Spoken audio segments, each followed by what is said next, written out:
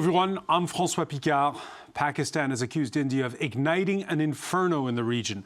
At least 38 killed on both sides of the border in fighting that brings the nuclear-armed neighbors to the brink of all-out war for the first time since 1999. Indian forces say they targeted 9 facilities linked to Islamist militant groups Jaish-e-Mohammed and Lashkar-e-Taiba. Pakistan vowing a response. Kemi Knight has more.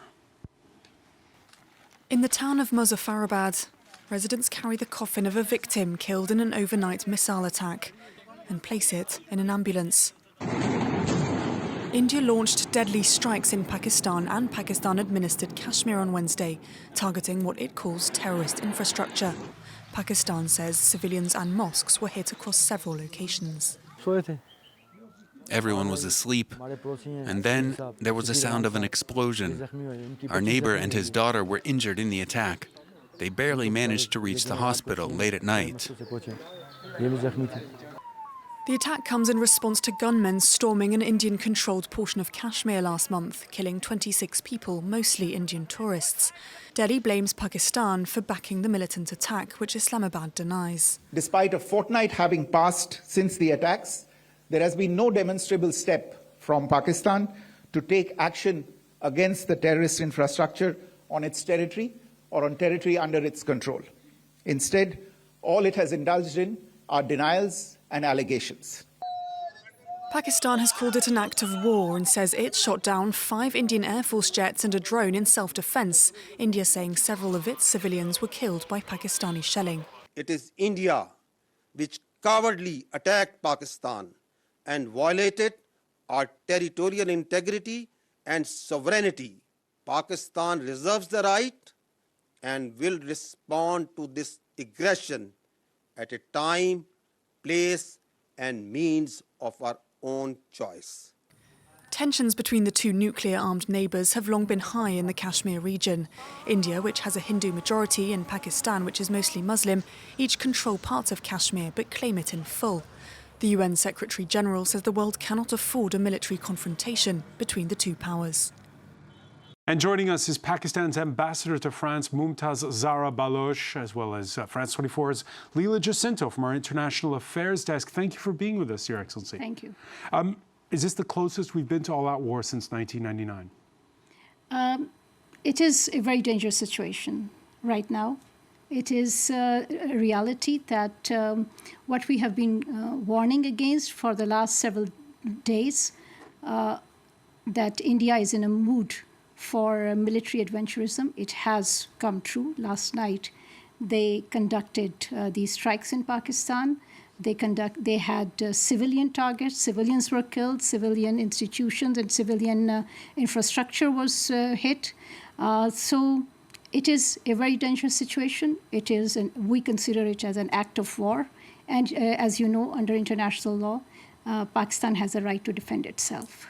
The Pakistani Prime Minister talking about corresponding actions to what India has done. What would corresponding actions be?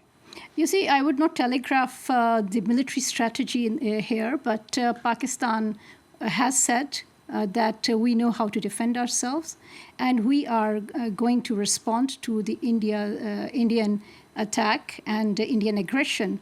It is a targeted attack against Pakistani civilians. A large number of Pakistanis were killed last night, and there was an attack against a hydropower project, a hydropower plant in Pakistan. Yesterday, commercial aircraft was endangered when these missiles were hitting Pakistan. So Pakistan has a right under international law to respond, and there will be a response. I actually have a question.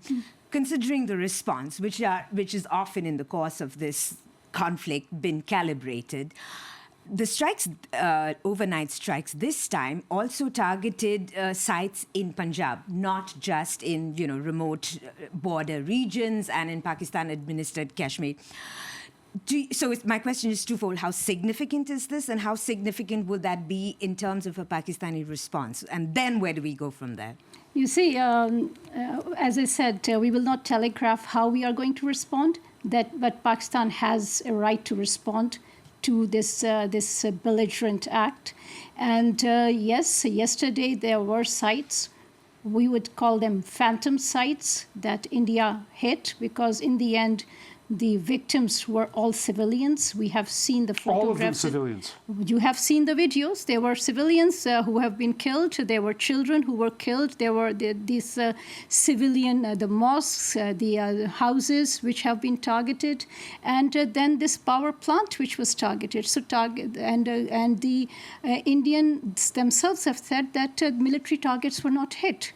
So this is a very serious situation. It is a question of international law, but it is also a question of international humanitarian law, that a country can just disregard international law and target civilians in this manner. This is very, very unfortunate. So, I mean, the Indian authorities are saying that, especially the two sites in Punjab, they say are linked to groups that have since been banned, Lashkar-e-Taiba and Jaish-e-Mohammed, and that they were close to their headquarters or official sites.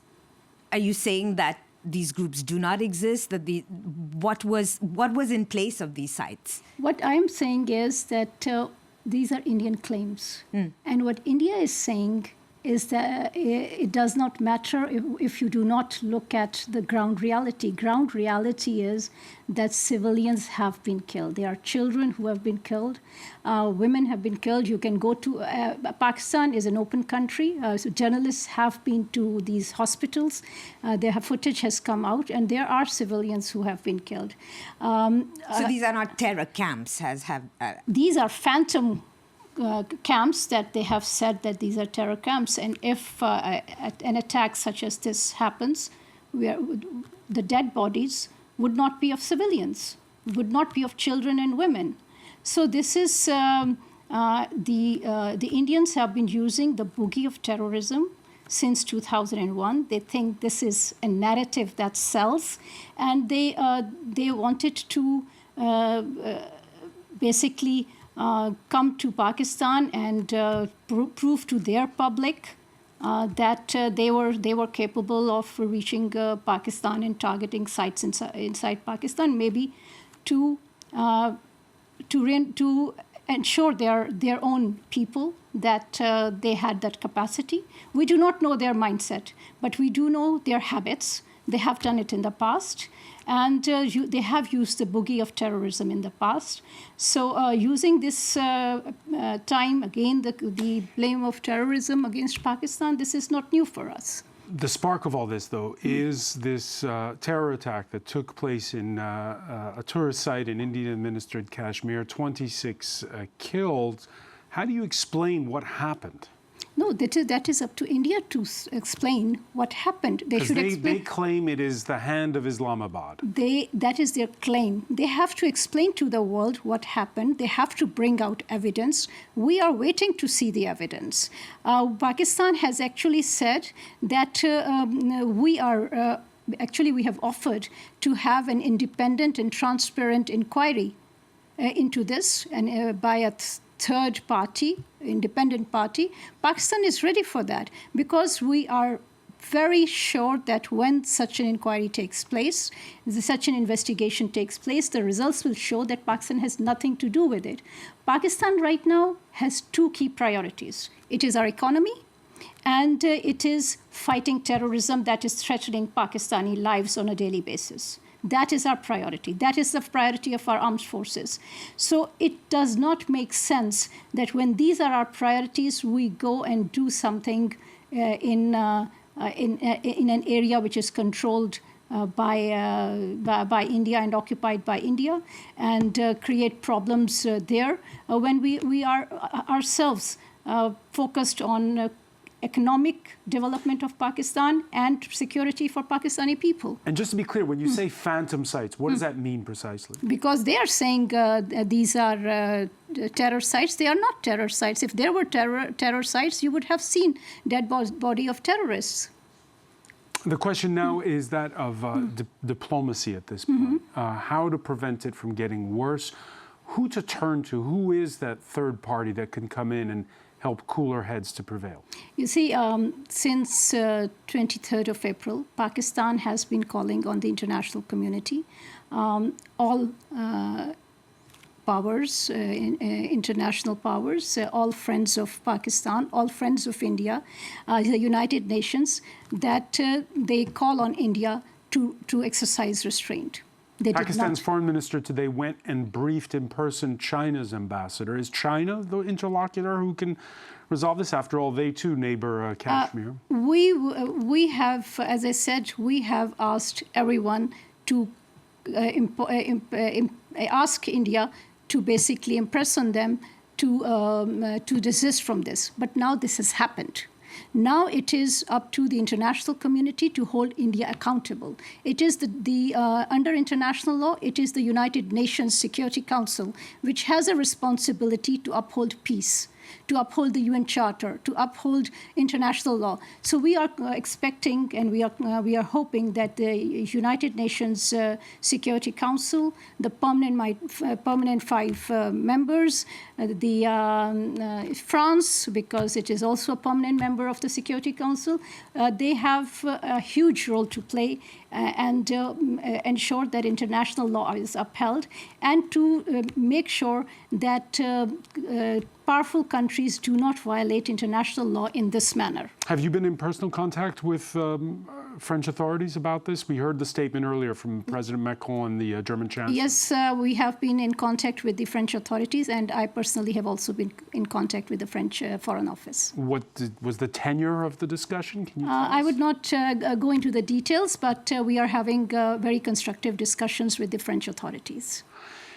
A broader question to finish, Mumtaz Zahra Baloch. How this just keeps simmering all the time. This is there was the last time was 5 years ago. What's the prospect for some kind of end game to all of this, so that it really is peace in that region? You see, you are absolutely right. This is an issue that has been between Pakistan and India for last several decades, and the core contestation is the Kashmir question, and because of this Kashmir dispute, this animosity between Pakistan and India that continues to grow with every generation, and it is very important, therefore, that the international community plays a role to basically settle this question, because both countries need to focus on their own people. Pakistan needs to focus on our people. It is a developing country. We need to focus on our education, on healthcare, and look after our people, and develop our economy. So that should be the priority of actually both countries, and taking away this contestation that is between the two countries on Kashmir, resolving this dispute can really bring a big change in South Asia. All right. I want to thank you so much, Ambassador Mumtaz Zahra Baloch, for being with us here on France 24. Thanks as well to Leela Jacinto. By the way, later at 8 p.m. Paris time, Mark Owen will be speaking with India's former ambassador to France, Jawed Ashraf. So stay tuned for that.